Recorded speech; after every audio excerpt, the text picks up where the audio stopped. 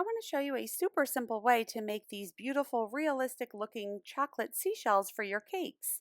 So I have these meltables here. These are Sweet Tooth Fairy brand. I get them at Michael's Craft Store, and I'm going to do an entire bag of the bright white, and I'm also going to do a little bit of the chocolate, so only like 3 or 4 wafers of the chocolate. I melted them in the microwave in two separate bowls for about a minute. I'm just taking a little bit of the brown and I'm going to swirl it into the white chocolate. Don't mix it too much. You want to get a beautiful marbled effect. Now I have these silicone molds. I got these years ago. You can go on Amazon and just search silicone seashell molds and see what pops up. They're all very similar. So I'm just gently pouring these into all of these molds. You don't want to overfill those molds. So I'm just filling the chocolate right to the top. I'm doing that for all of the molds that I have. And some of these molds, I need to take my knife and just push that chocolate down into all of the little crevices to make sure that the chocolate is filling the entire thing.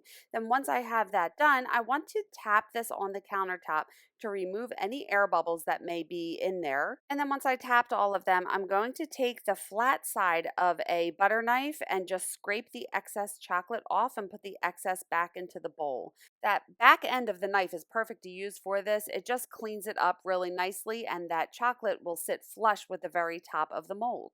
And I just want to tap everything one more time just to make sure all the air bubbles are gone. And I'm going to put them in the refrigerator for about 30 minutes to an hour.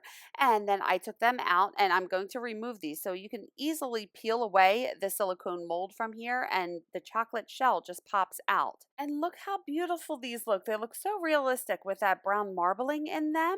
And here are all of the shells I made. And then when I went to put them on the cake, I just got a little bit of buttercream icing behind each one and stuck them down to the cake. You can also use piping gel if you prefer. But it's a really simple way to decorate your beach themed cakes and make sure you follow or subscribe for more cake decorating tips.